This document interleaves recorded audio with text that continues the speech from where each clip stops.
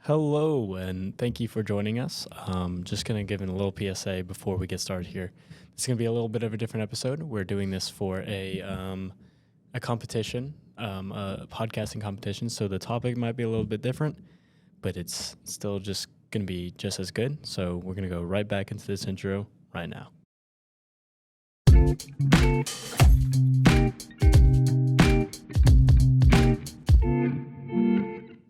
Hello, everybody, and welcome back to Inside the Farm. I'm your host, Owen, with my co-host, Kayola. And Landon. Many students have never seen what it's like going to school in Fayette County. Metal detectors, safety protocols, bomb threats, and strict law enforcement within the school building have changed the daily lives of many students. It's crazy to me when I'm talking to people who are like not even far from us. I have multiple friends in Richmond, which is like Madison County. That's our neighboring county, who don't have any of these metal detectors, don't have like active law enforcement in their schools. They don't have anything like that. And like also my college roommate from West Virginia, whenever I even brought up the idea of metal detectors, he was like blown away by it. So it was like a very bizarre topic to him. And he was it was quite the like, I don't know what the word I'm looking for is, but it was just like, I think it was a shock to them that we have to go through these things like every day. And it made them feel a little weird, but yeah. Personally, I still don't feel the safest at school because when we go through those metal detectors, we're supposed to check like every pocket of our bag and make sure there's nothing actually in there. But I've seen a few metal detector people just like unzip your bag, look in it, and then let you go. And that's not what they're supposed to do. I'm not trying to out anyone, but I guess it's just to keep it flowing, but it's still, they're not checking thoroughly like they should. Mm-hmm. We have a student with us to share her personal experience on this. This is the first school I've ever went to that has had all these things, first county. I went to school in California and Virginia, and neither of those places had any metal detectors, badges, or anything like that. That's kind of crazy to me, especially considering like California's population. Thank you, by the way. Thank you for sharing that. But like taking into account of like the population of California, how vast and not vast, but how big that state is, and how many, like I guarantee they have a ton more shootings than Kentucky does. Yeah. So it's like, why are we sitting here with this stuff and they're not? I'm not saying we need to get rid of it. I'm just wondering why they don't have those protocols. Right. And it's just crazy to me because it's not all in Kentucky. So a student from a surrounding county says, I could never imagine my school like that. It would feel like a prison. I know it would be for the better, but something about that doesn't feel natural.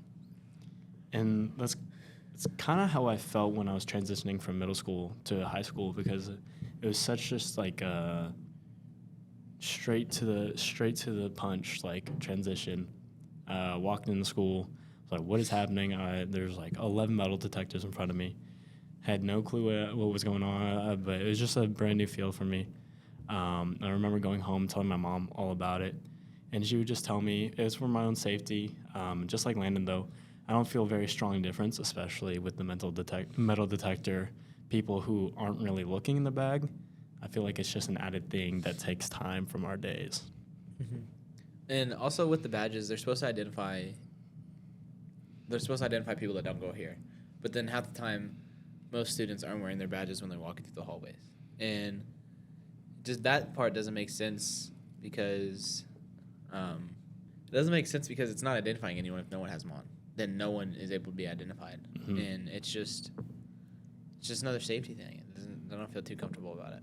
And also people are wearing other people's badges. Yeah.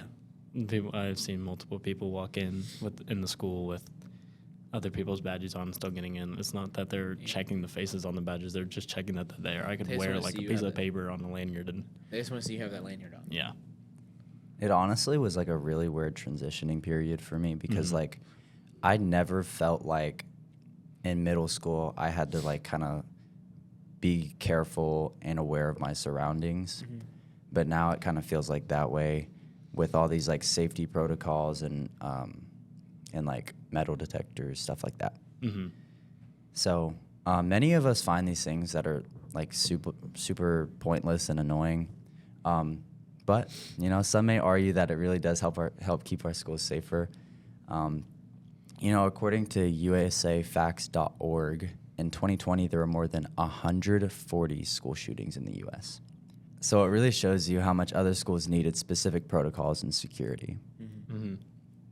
It's kind of scary thinking about how like we weren't even in school for like 3 months maybe in 2020 because we got shut down like the very beginning of 2020 and then didn't go back into physical school.